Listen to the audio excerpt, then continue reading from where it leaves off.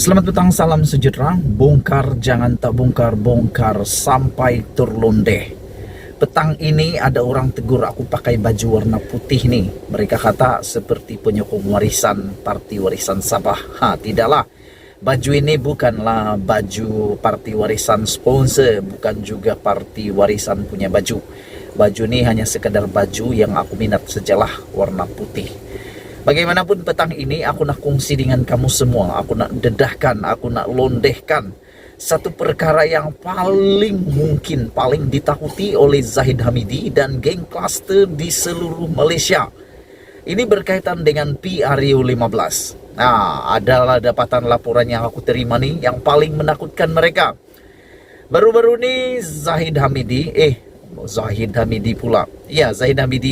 menggesa supaya PRU 15 dipercepatkan.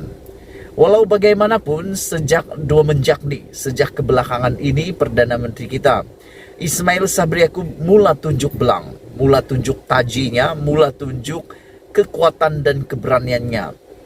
Beliau kini semakin bijaksana, semakin pintar dan tidak lagi mudah ditelan, dimakan, apalagi ditaji-taji oleh geng-geng klaster mahkamah.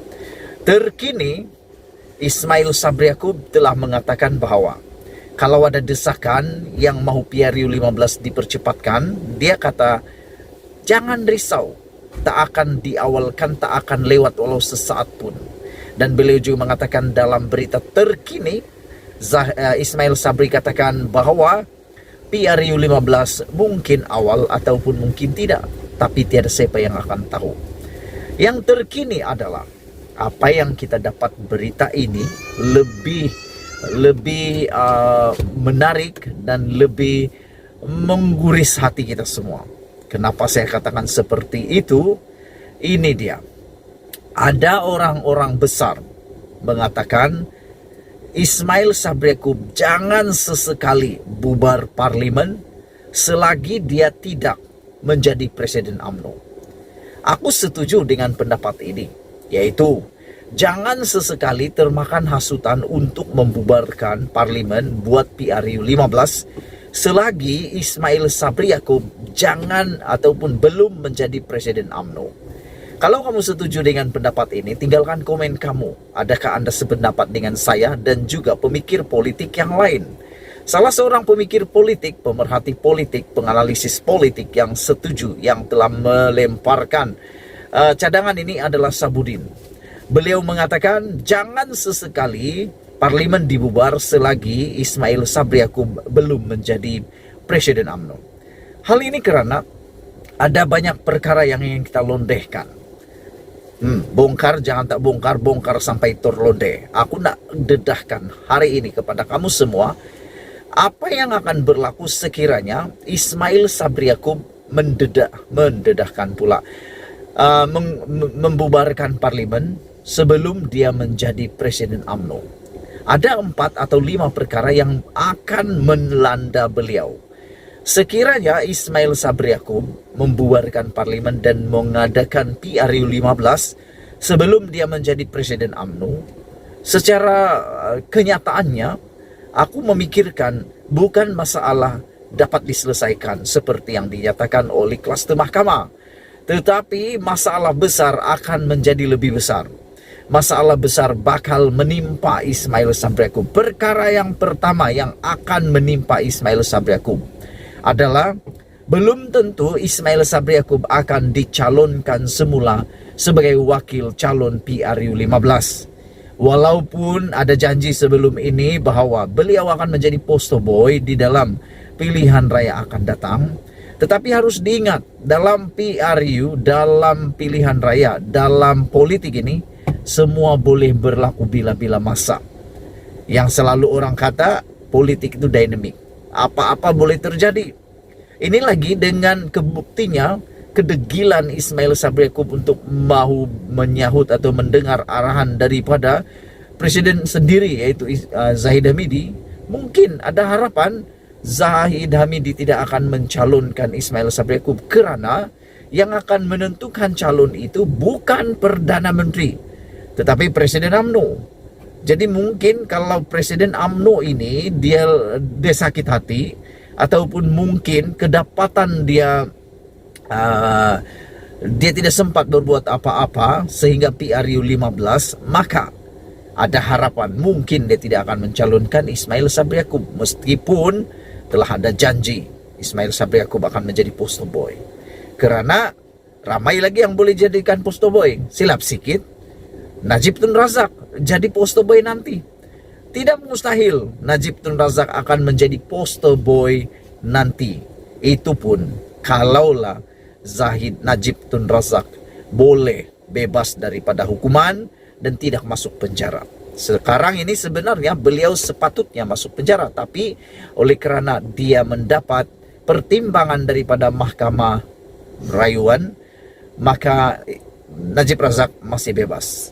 Hanya tinggal tunggu keputusan daripada Mahkamah Persekutuan pada bulan Ogos ini, perbicaraannya selama 10 hari. Perkara pertama. Perkara yang kedua yang akan terjadi sekiranya Ismail Sabri Yaakob membubarkan parlimen seawal sebelum dia jadi presiden, yang lebih menakutkan adalah apa yang berlaku sebelum pilihan raya.